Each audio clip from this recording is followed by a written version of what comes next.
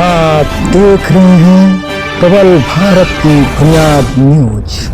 ऐसा सेवा भाव अगर हमें देखने को मिला है तो ईसा मसीह के अनुयायियों के साथ देखने को मिला है। साथियों, उनके साथ जोरदार मैं आप सभी माताओं बहनों से, अपने भाइयों से निवेदन करूंगा, आपसे आग्रह करूंगा कि आप इस सेवा भाव को जन जन पहुंचाने का काम करें, जन जन पहुंचाने का काम करें। अनुमति के लिए हमारे बड़े भैया निजामपुर चौकी प्रभारी आदरणीय राम विचार प्रजापति जी, मैं आपका स्वागत अभिनंदन वंदन करता हूं।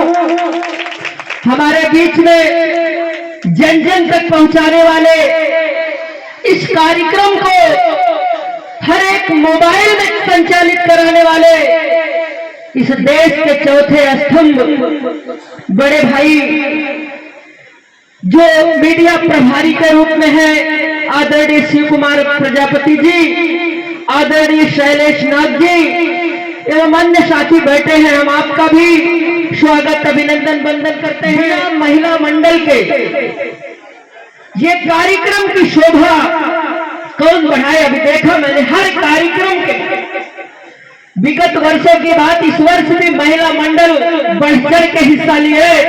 साथियों, एक बार इनके लिए, इनके स्वागत के लिए जोरदार ताली बजा दीजिए। साथियों, हर वर्ष की बात इस वर्ष भी हमारे बड़े भाई मनोज जी हमारा स्वागत अभिनंदन किए हैं।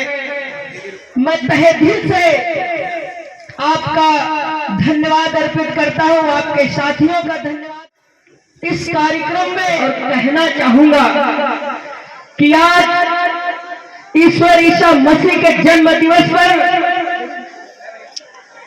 जो कार्यक्रम का आयोजन किया गया है, इसमें साथियों हमें एक अच्छा संदेश मिलता है। ईश्वर ईसा मसीह का उपदेश था कि हम सबसे सदा प्रेम करें। साथियों, प्रेम अपने पड़ोसियों से करें, अपने भाइयों से करें, यहां तक कि उन्होंने ऐसा संदेश दिया कि हमको दुख देने वाले साथी हम उनसे भी प्रेम करें। साथियों, हम उनसे भी प्रेम करें। प्रेम का संदेश देने वाले ईश्वर ईसा मसीह का जन्म दिवस मनाया जा रहा। साथियों, उनका एक और संदेश था कि हमारे जो भी साथी हैं वो क्षमाशील बने। साथियों, क्षमाशील बने।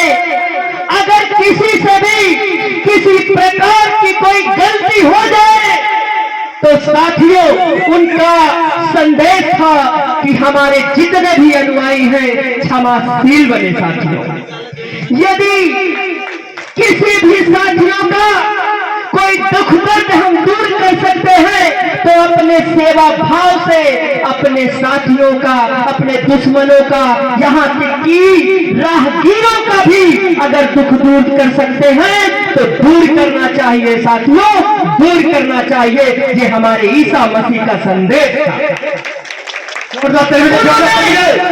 उन्होंने एक बहुत अच्छी बात कही है कि हमको अहिंसा और शांति का पालन करना चाहिए। साथियों, अपने जीवन में उतारना चाहिए कि शांति पूर्वक रहकर कभी हिंसा नहीं करना चाहिए, अहिंसा का पालन करना चाहिए, अपने जीवन में उतारना चाहिए और समाज को एक अच्छा संदेश देना चाहिए। साथियों, समाज को एक अच्छा संदेश देना चाहिए। और मैं बता दूं, इनके अनुयायियों में इतना सेवा भाव है, बिना किसी जाति धर्म के भेदभाव किए। अभी हमारे एक मित्र हैं डॉक्टर दीपक शर्मा जी, हम उनके यहाँ बैठे थे और बहुत दूर से हमारे ईसा मसीह के अनुयायी, हमको तो मालूम नहीं था, बाद में हमने इच्छा जाहिर किया, उनके बारे में जानना चाहा। लेकिन पहले बता दूं कि वो आए, हम वहां बैठे थे, उन्होंने डॉक्टर साहब से कहा कि साहब हमें कुछ ऐसी सामग्री दे दीजिए। हम देखते रह गए। डॉक्टर साहब ने सामग्री दिया और उन्होंने पता ना क्या मन ही मन प्रार्थना किया और प्रार्थना करने के बाद अपने हाथों से वो दवा उनके हाथों में, उनके पैरों में, अपने हाथों से लगाया साथियों। यह देखकर दिल मेरा भाव विभोर हो गया साथियों,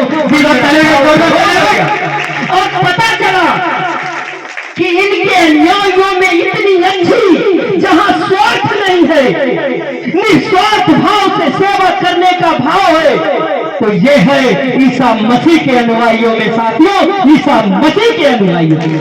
बहुत सारी जगह में गया, बहुत सारे कार्यक्रम भाव अगर हमें देखने को मिला है तो ईसा मसीह के अनुयायियों के साथ देखने को मिला है साथियों, उनके साथ जोरदार।